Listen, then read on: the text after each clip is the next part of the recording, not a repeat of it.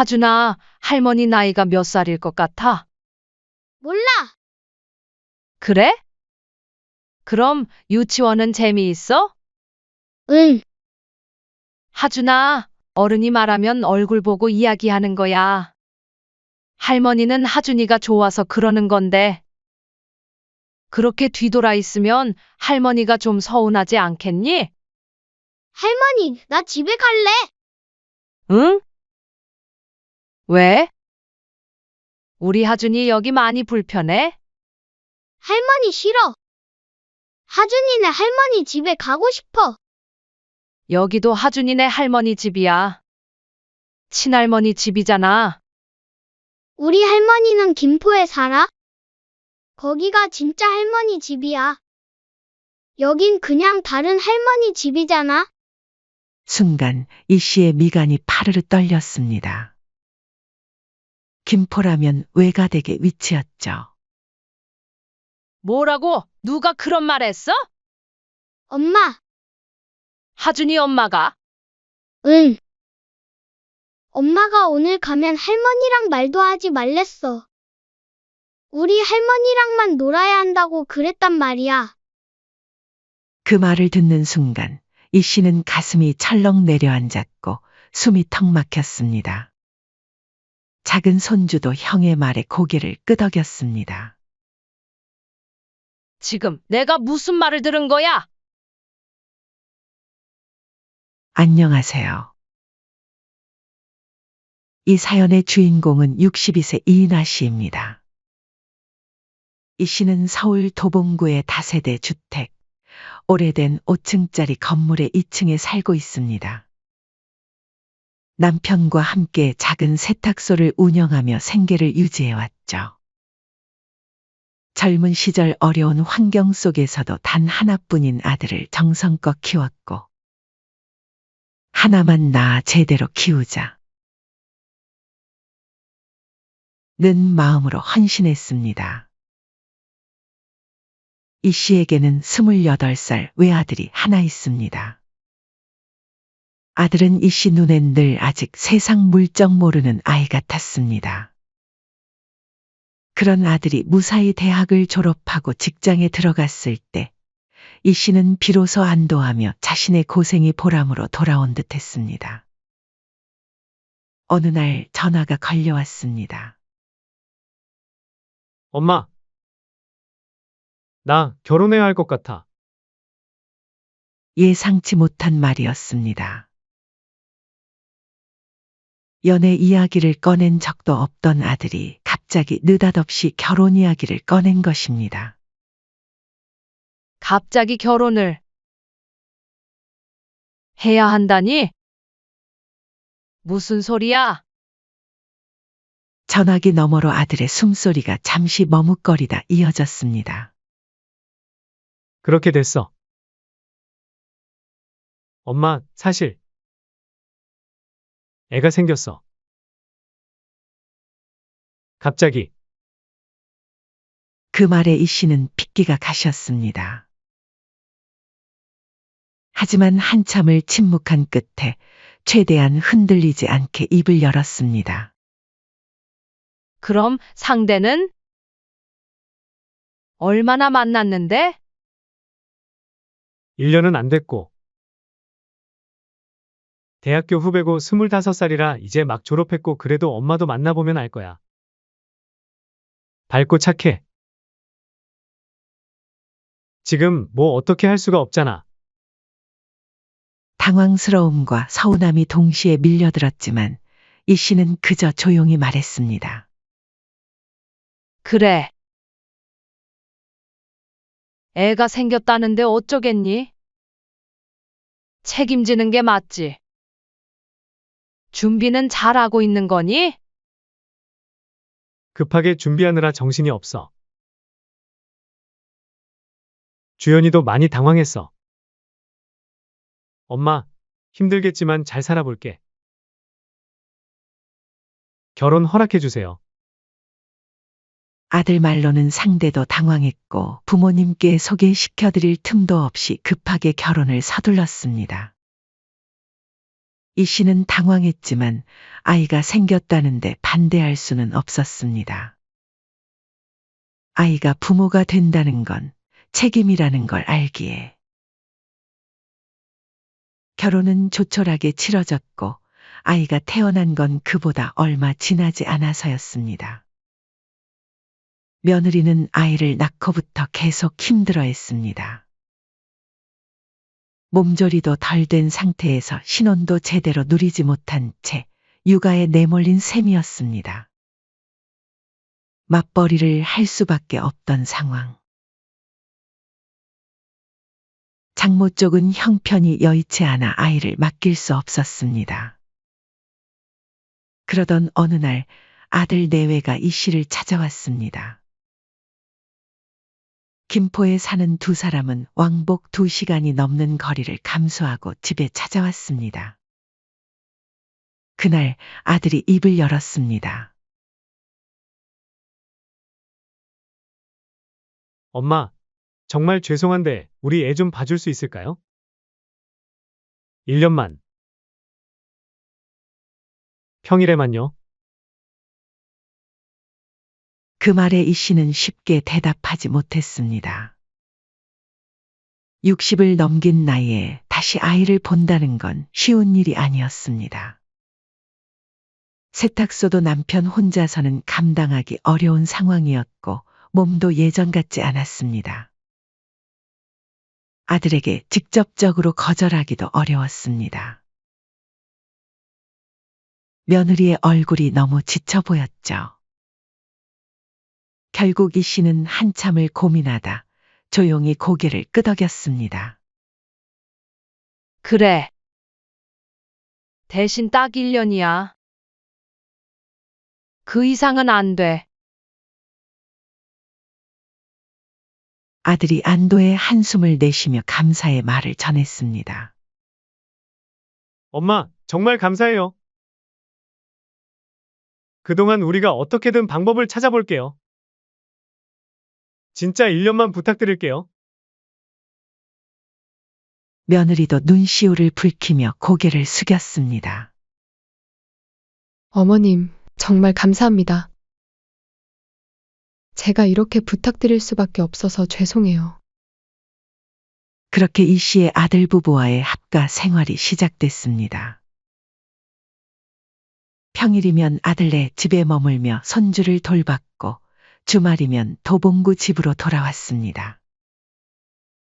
하지만 생각보다 일이 녹록지 않았습니다. 손주는 밤낮이 없었고 며느리는 아침이면 늦잠을 자기 일수였습니다. 이 씨는 새벽부터 일어나 젖병 소독에 빨래, 청소, 밥 준비, 설거지까지 도맡았습니다. 심지어 며느리는 아직 어린 나이에 첫 육아라 서툴렀고 집안일에는 손을 거의 대지 않았습니다. 간단한 국 하나도 제대로 못 끓이는 며느리를 대신해 이 씨가 부엌에 들어가지 않는 날이 없었습니다. 엄마, 수진이가 요리만 하면 주방이 난리야. 엄마 아니었으면 큰일 날 뻔. 아들은 그렇게 웃으며 말했지만 이 씨는 마냥 웃을 수 없었습니다.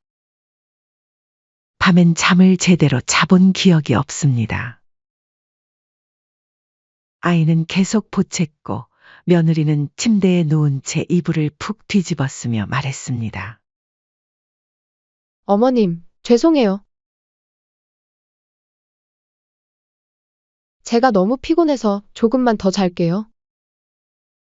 그럴 때마다 이 씨는 손주를 안고 거실로 나와 아이가 잘 때까지 등을 토닥였습니다. 그렇게 육아와 집안일을 오롯이 떠맡은 채 1년을 버텼습니다. 주말이면 도봉구 집으로 돌아왔지만 피곤해 절어 잠만 자다 다시 김포로 향하곤 했습니다.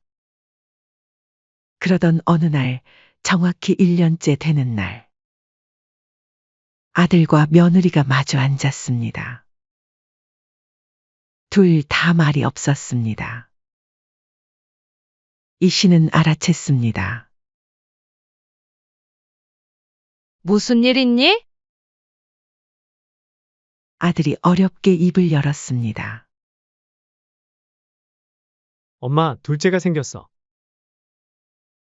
이 씨는 입을 다물었습니다. 가슴 한쪽이 철렁 내려앉았습니다. 지금도 벅찬데 둘째라니? 그걸 왜 이제 말하니? 며느리는 입술을 깨물고 고개를 숙였습니다. 아들도 멋쩍은 듯 말했습니다. 우린 당황했어.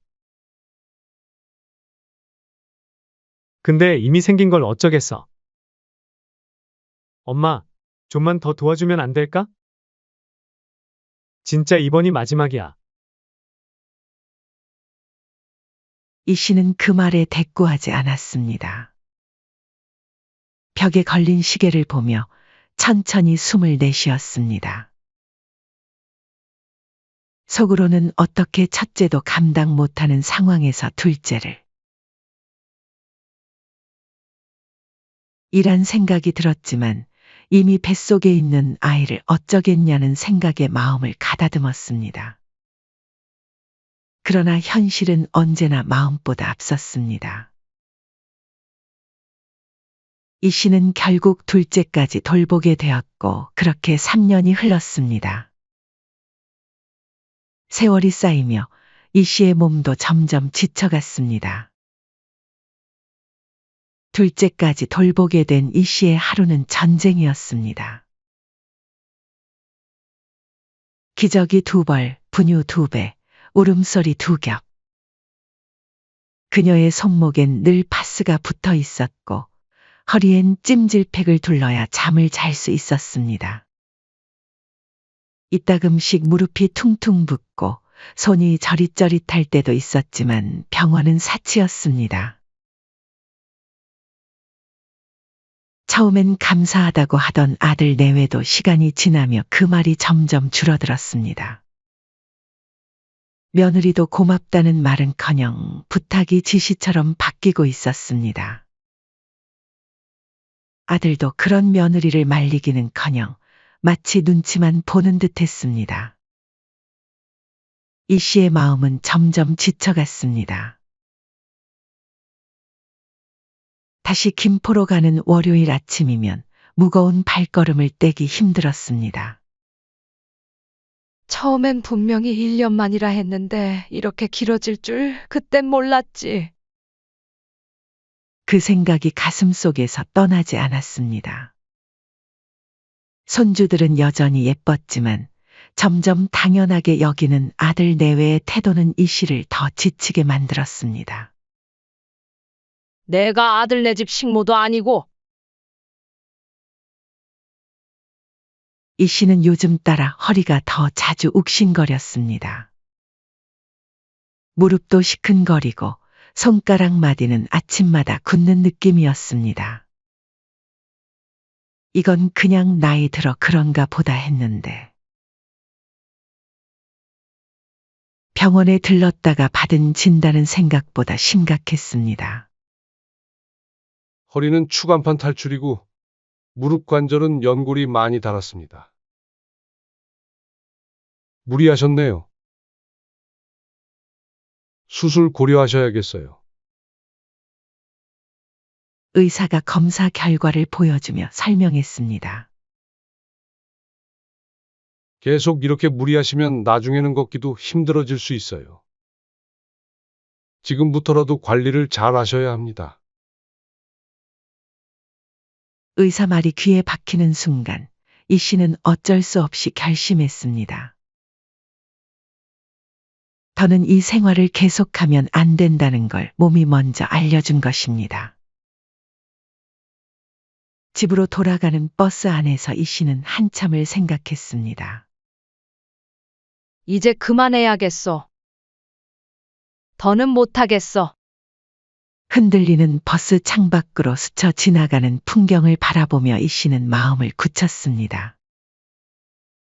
그날 저녁 김포 집에 돌아와 아들과 며느리를 불러 앉혔습니다. 나 이제 그만해야겠다. 어머니, 무슨 말씀이세요? 며느리가 놀란 표정으로 물었습니다. 허리도 망가지고 무릎도 수술하래. 나 이제 몸이 안 따라줘.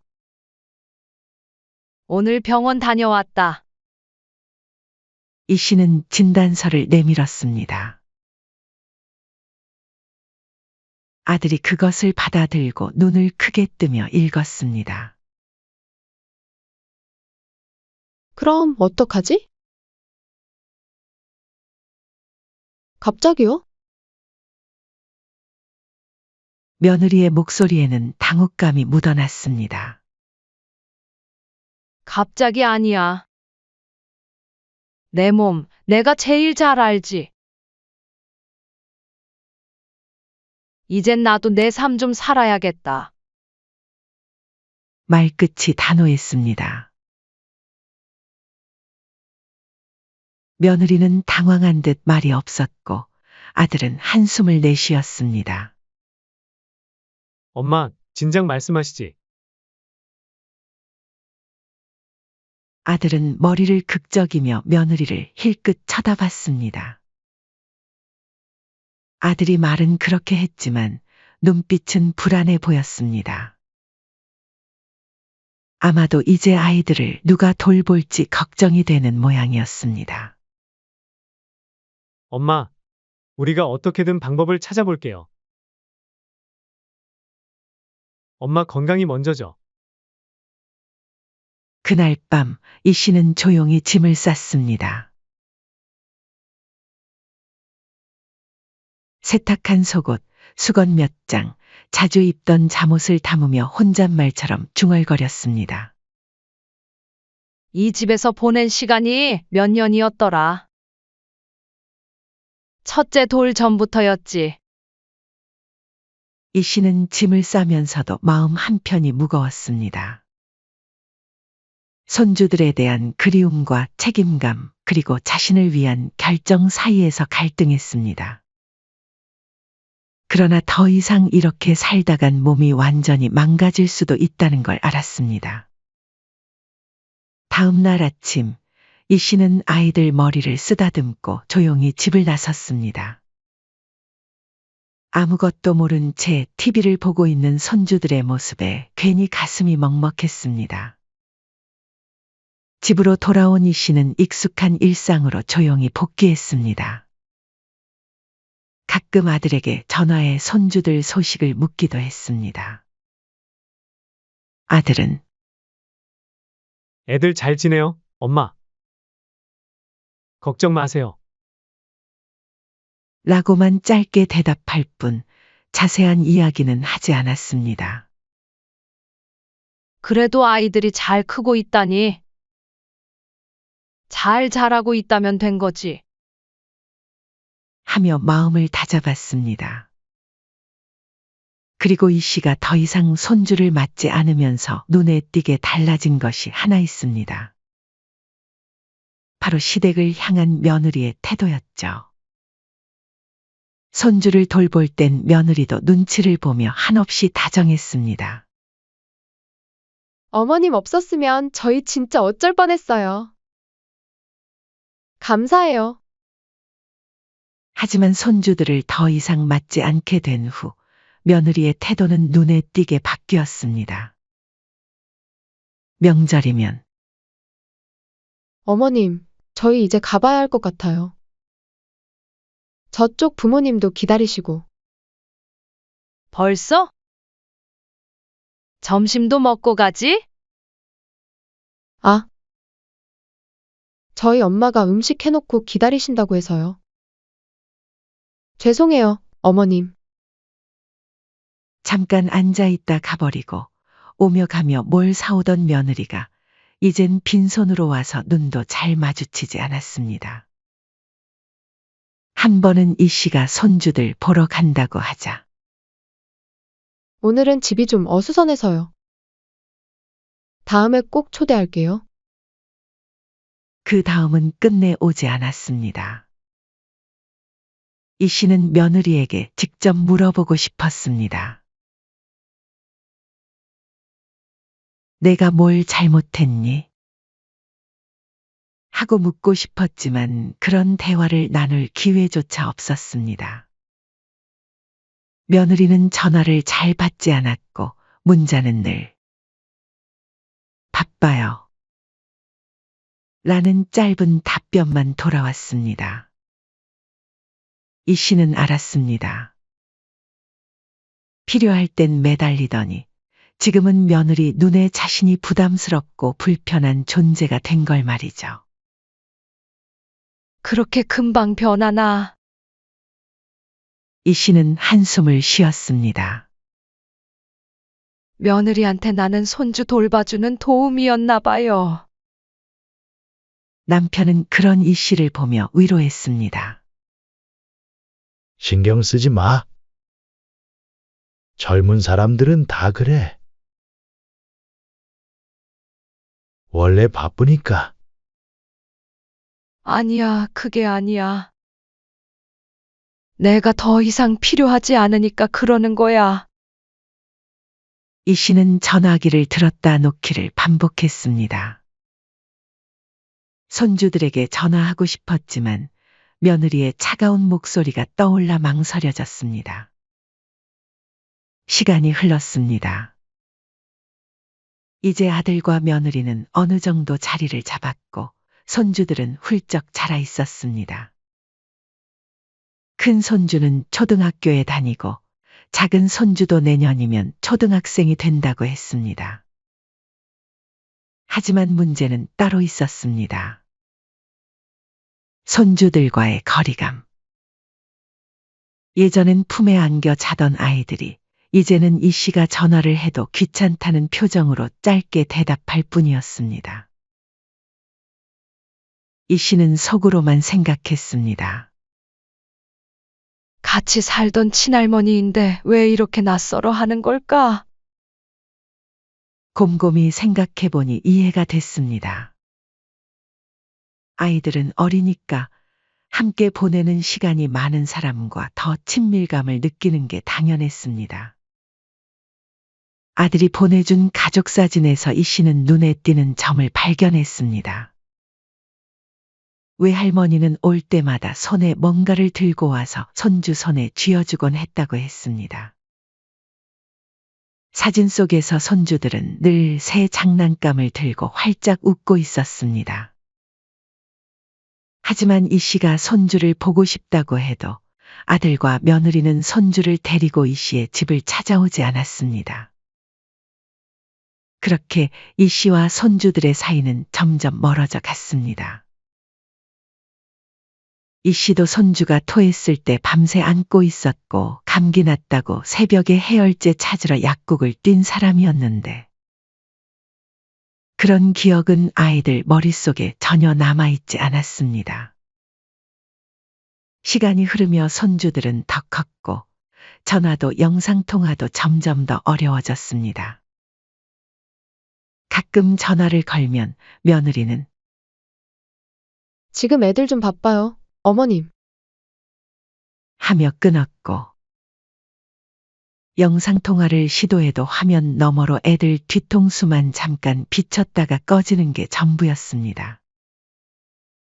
아니, 내가 그렇게 키웠는데. 한 번은 아들에게 말했습니다. 지용아, 애들이 너무 안 오니까 나중에 나를 잊겠어. 그러면 아들은 꼭 이렇게 답했습니다. 아유, 무슨 말씀을. 애들이 커서 그런 거예요. 원래 애들이 크면 할머니보단 친구나 장난감을 더 좋아하잖아요. 이 씨는 아들의 말을 듣고도 속으로 생각했습니다. 외할머니는 자주 만나는데. 이제는 1년에 한 번 설에나 얼굴을 볼까 말까 한 사이가 되어 있었습니다.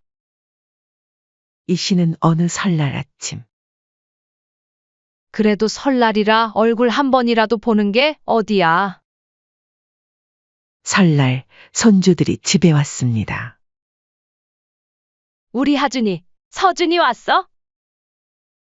이 씨는 두 팔을 활짝 벌리며 반가움을 감추지 않았습니다. 하지만 아이들은 고개만 까딱할 뿐 시큰둥한 얼굴이었습니다. 하준이는 인사도 없이 벗은 양말을 아무렇게나 벗어놓고 TV 앞으로 달려갔고 서준이는 스마트폰을 꺼내 들었습니다. 이 씨는 손주들의 냉담한 태도에 내심 서운했지만 표정 관리를 하며 다가갔습니다.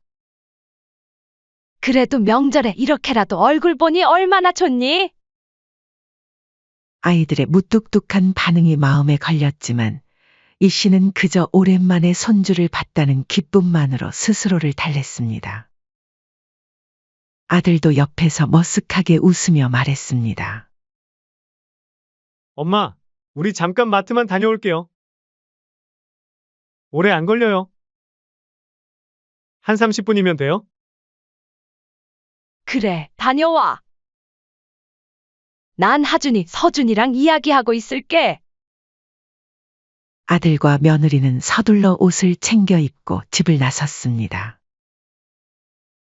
아이들과 단둘이 남은 이 씨는 오랜만에 시간을 기회 삼아 말을 걸었습니다. 큰 손주 하준이가 갑자기 말했습니다. 근데 할머니, 우리 선물 안 줘요. 그래, 선물. 할머니가 준비해뒀지. 잠깐만. 이 씨는 방으로 들어가 서랍에서 용돈 봉투를 꺼냈습니다. 용돈 봉투를 건넸지만 아이들은 금액을 확인하고는 실망한 듯 했습니다. 우리 할머니는 이것보다 더 많이 주는데? 우리 할머니가 무슨 말이지? 이 씨는 아이들의 입에서 나온 말에 의아함을 느꼈지만 이내 화제를 돌리며 말했습니다. 하준아, 할머니 나이가 몇 살일 것 같아? 하준이는 TV에서 눈을 떼지 않고 짧게 대답했습니다. 몰라. 그래? 그럼 유치원은 재미있어? 응.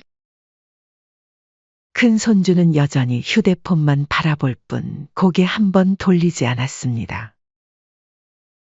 작은 손주는 아예 대답조차 하지 않았습니다.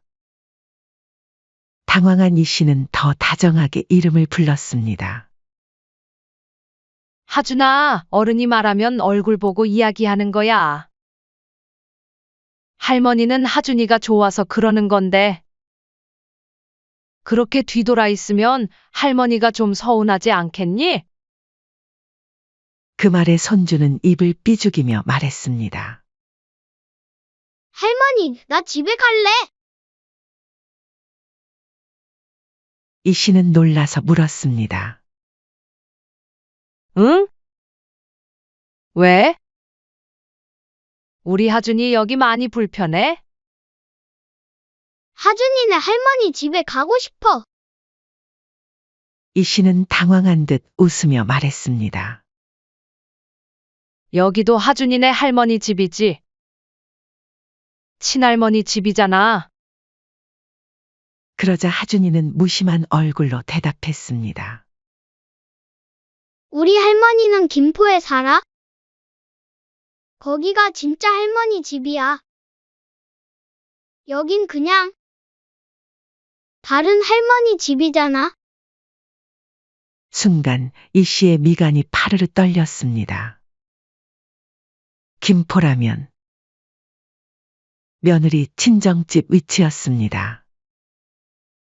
뭐라고? 누가 그런 말 했어? 엄마, 하준이 엄마가? 응. 엄마가 오늘 가면 할머니랑 말도 하지 말랬어. 우리 할머니랑만 놀아야 한다고 그랬단 말이야. 그 말을 듣는 순간 이 씨의 등골이 싸늘해졌습니다. 가슴이 철렁 내려앉았고 숨이 턱 막혔습니다. 서준이도 형의 말에 고개를 끄덕였습니다. 이게 내가 들은 게 맞나? 이 씨는 충격에 머리가 어지러웠습니다. 어릴 때 손발이 닳도록 키워줬는데 이제 와서 우리 할머니는 한 명뿐 이라는 말을 듣게 될 줄이야. 그 말에 이 씨는 더 이상 참을 수 없었습니다. 그리고 손주의 태도에서 뭔가 이상한 점을 느꼈습니다. 단순히 아이의 생각이 아니라 누군가가 그렇게 가르쳤다는 느낌이 들었습니다. 이 씨는 묵묵히 자리에서 일어나 부엌으로 향했습니다. 남편이 과일을 씻고 있었습니다. 어떻게 된 거야? 왜 이렇게 얼굴이 안 좋아? 남편은 깜짝 놀라 물었습니다. 이 씨는 남편과 마주 앉아 모든 걸 털어놨습니다. 손주가 가보고 자기 할머니가 아니래요. 그리고 충격적인 게 그걸 며느리한테 배운 것 같더라고요. 남편은 분노를 억누르며 말했습니다. 그게 말이 되나? 손주가 그런 말을 했어? 이 씨는 고개를 떨구었습니다. 근데 그냥 애가 철이 없는 걸 수도 있잖아요. 혹시나 해서. 남편은 조용히 고개를 끄덕였습니다. 직접 확인하자. 아들이랑 며느리한테 확실히 물어봐야지. 아들과 며느리가 장을 본 봉지를 들고 돌아왔습니다. 거실에 모두 앉자 이 씨 부부는 아들과 며느리를 불러 앉혔습니다. 하준이가 오늘 나한테 한 말 사실이니? 외할머니만 우리 할머니래. 친할머니는 아니라고. 며느리는 어색한 웃음을 지으며 말했습니다. 애가 어려서 그래요. 어머님, 너무 마음에 담지 마세요. 그때 남편도 아들에게 따지듯 물었습니다. 너도 뭐라고 말 좀 해봐라. 내 엄마가 준이 갓난쟁이일 때부터 키워줬는데. 그때 애 돌보면서 무리하느라 다친 무릎 때문에 아직까지도 밤에 자기 전에 앓는 소리하고 매일 파스 붙이고 주무신다. 아들은 당황하며 대답했습니다. 애가 아직 어려서 실수한 거겠죠, 엄마. 제가 잘 교육할게요. 대화는 그렇게 허무하게 끝났습니다. 그러나 이 씨는 손주의 말이 단순한 실수가 아닐 것 같다고 생각했습니다. 저희 이제 가보겠습니다. 처가에서 기다릴 거예요. 아들 부부는 황급히 너무 늦었다며 바로 떠나겠다고 했습니다. 이 씨 부부는 말없이 아파트 현관까지 마중을 나갔습니다. 이 씨는 아, 맞다. 간장 떨어졌네. 하며 집 앞 슈퍼에 들렀다가 그곳에서 며느리와 손주들을 마주쳤습니다. 아파트 단지 내 주차장에서 차에 오르려던 참이었습니다. 손주들의 손에는 막 뜯은 아이스크림이 들려 있었고 며느리는 무심한 표정으로 아이들에게 말했습니다. 하준아, 서준아. 우리 할머니가 누군지 알지? 용돈도 주고, 장난감도 자주 사주시고, 엄마랑도 맨날 통화하시고. 그게 진짜 우리 할머니야. 하지만 서울 할머니랑 있을 땐 그런 얘기 꺼내지 마. 헷갈릴 수 있으니까. 알았지? 그 말을 듣는 순간 모든 퍼즐이 맞춰졌습니다. 아까 손주가 말한 게 사실이었구나. 손이 떨릴 정도로 화가 났지만 목소리는 차분했습니다. 내가 그렇게 가르친 게 맞네. 며느리는 깜짝 놀라 뒤를 돌아봤습니다. 얼굴이 순식간에 하얗게 변했습니다. 어머님, 그게 아니라요. 오해세요, 진짜로? 오해? 너네한테 앞에선 그런 말 하지 말라고 단속까지 시키더라. 그런데도 오해냐? 며느리는 말을 더듬으며 변명했습니다. 전 그냥 애들이 혼란스러울까 봐서요. 외할머니도 있고, 친할머니도 있고, 그러니까. 친정은 왜 친할머니가 아니라 외할머니냐고 헷갈릴 수 있고. 이 씨의 눈빛이 차갑게 변했습니다. 그럼 친할머니를 친할머니라 하고 외할머니를 외할머니라 하지 뭐가 헷갈려? 말이 되는 변명을 해라. 아무것도 모르는 애들한테 외가는 우리 할머니 집이고 여긴 그냥 할머니 집이라고 선을 그어? 그게 얼마나 잘못된 행동인지 몰라?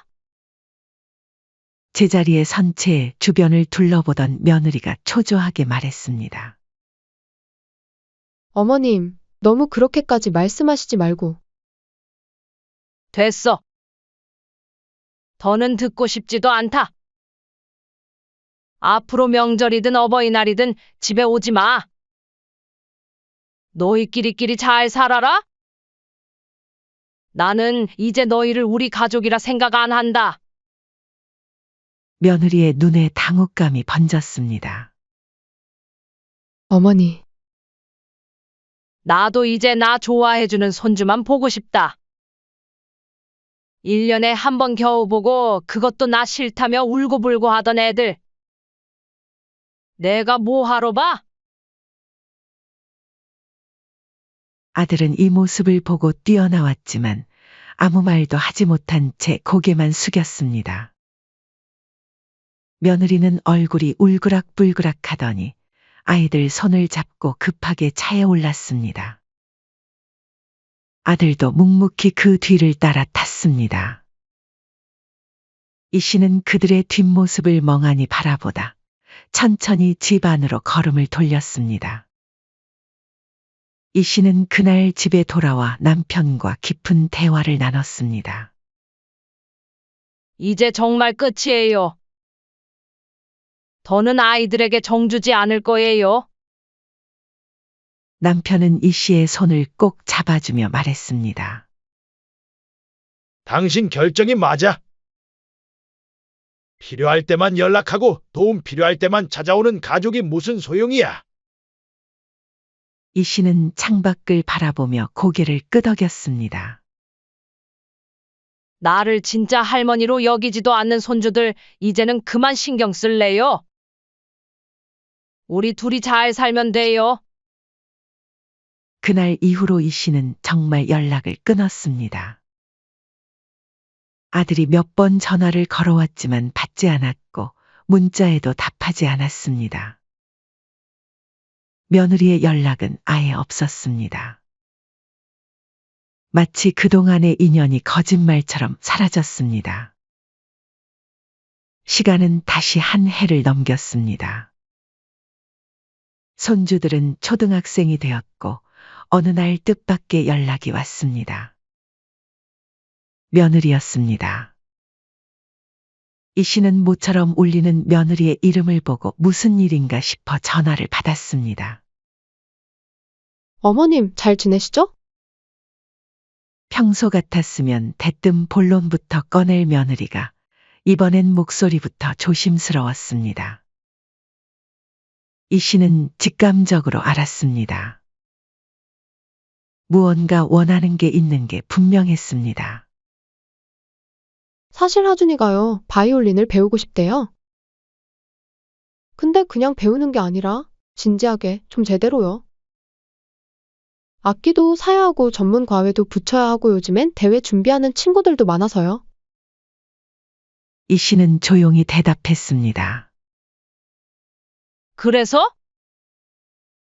그래서 조금만 도와주실 수 있을까 해서요. 저도 알바까지 뛰고 있지만 턱없이 부족해서요. 순간 이 씨는 예전 생각이 났습니다. 이 상황이 너무 익숙했습니다. 처음 손주 돌봐달라고 했던 그때처럼 며느리는 한없이 공손하고 눈치 보며 말했습니다. 하지만 손주를 돌보지 않게 된 뒤 그 태도는 한순간에 달라졌습니다. 이 씨는 더 이상 아들 부부와 손주에게 돈과 마음을 줄 이유를 느끼지 못했습니다. 그건 내가 도와줄 일은 아닌 것 같네. 전화기 너머로 며느리의 놀란 숨소리가 들렸습니다. 네? 이 씨는 담담하지만 단호하게 말을 이었습니다. 내 친정에서 도와주는 게 맞지. 외가는 우리 할머니고 친가는 아니라고 그렇게 가르쳤잖아. 그러니까 거기 가서 지원받아. 며느리의 목소리에서 당혹감이 느껴졌습니다. 어머님, 그건 다 지난 일이고 지금은 진짜 중요한 시기예요. 하준이가 잘할 수 있는 걸 찾은 것 같아요. 부디 한 번만 진짜 마지막으로 도와주세요. 이 씨는 냉정하게 잘라 말했습니다. 나는 못 해준다. 무리해서 다른 사람한테 손 벌려가면 해야 할 일이니? 할 수 있는 만큼 그 안에서 사는 게 맞지. 잠시 침묵하던 며느리는 결국 감정을 억누르지 못하고 터뜨렸습니다. 어머님, 지금 아이 앞길 막으시는 거예요. 그때 그렇게 정주시고 키우셨으면서 이제 와서 모른 척 하세요. 앞길을 막은 건 내가 아니야. 너희가 그렇게 가르쳤잖아. 그런데 이제 와서 도와달라고? 며느리의 목소리가 높아졌습니다. 이제는 화가 난 듯했습니다. 정말로 안 도와주시게요? 앞으로 영영 손주들 얼굴 안 보고 싶으세요? 이 씨는 담담히 대답했습니다. 그래, 2번 다시 이런 일로 연락하지 마. 그 애 키운 건 너희고 앞으로 책임지는 것도 너희 몫이야. 전화를 끊고 나서도 이 씨는 흔들리지 않았습니다. 오히려 가슴 속에서 무거운 짐을 내려놓은 것 같은 홀가분함을 느꼈습니다. 남편이 옆으로 다가와 물었습니다. 누구였어? 며느리였어요. 하준이 바이올린 가르치려고 돈 좀 달래요. 남편은 의아한 표정으로 물었습니다. 그때 그렇게 가놓고 뻔뻔하게 그랬다고? 얼마 달래? 몰라요. 물어보지도 않았어요. 거절했으니까. 남편은 고개를 끄덕이며 이 씨의 어깨를 토닥였습니다. 잘했어. 이제 그만 신경 쓰자. 그날 이후 처가에도 도움을 요청했던 며느리는 결국 기대를 접어야 했습니다. 소식을 들은 바로는 처음엔 친정에서도 조금씩 도와줬지만 돈이 들어가는 건 끝이 없었습니다. 결국엔 노후자금까지 위협받을 지경이 되자 감당할 수 없다고 판단한 친정 부모는 몇 번의 지원 끝에 이제는 더는 못해주겠다며 지원을 끊었습니다. 결국 큰 손주 하준이는 바이올린은 접혔습니다. 그렇게 열심히 사교육을 시키고 꿈을 만들어주겠다던 며느리의 집착은 사라졌습니다. 한편 시간이 더 지나자 손주들은 점점 처가와도 멀어졌습니다. 아이들이 자라 학교에 다니고 친구를 사귀고 세상을 알아가면서 가까운 외가도 자주 보던 외할머니도 더 이상 특별한 존재가 아니게 되었습니다. 자연스럽게 연락도 줄었고 명절에도 얼굴을 보기 힘들어졌습니다. 하지만 이 씨는 그 과정을 지켜보며 더 이상 어떤 슬픈 감정도 느끼지 않았습니다. 그때 괜히 정주고 손주들한테 매달렸던 게 참 덧없었구나. 사실 그건 너무도 당연한 일이었습니다. 어릴 땐 하루 종일 품에 안기던 아이도 조금만 커도 손 한 번 잡기 힘들어지는 게 세상 이치니까. 그걸 모르고 미소 하나, 손길 하나에 집착했던 시간들이 이 씨에겐 이제 웃기면서도 아픈 추억으로만 남았습니다. 손주가 자라나며 바뀌는 모습, 사람들의 관계가 사라지는 과정은 이 씨에게 너무나도 명확한 교훈을 줬습니다. 이 씨는 이제 손주들에게 매달리지 않았습니다. 오히려 더 단단해졌고 남편과 함께 단출한 삶을 꾸려갔습니다. 이 씨 부부는 일주일에 한두 번씩 근처 재래시장에 가서 싱싱한 나물이나 과일을 사오고 한 달에 한 번은 동네 복지관에서 하는 건강 검진도 꼬박꼬박 받았습니다. 아침엔 남편이 밥을 짓고 저녁엔 둘이 함께 TV를 보며 도란도란 이야기를 나눴습니다.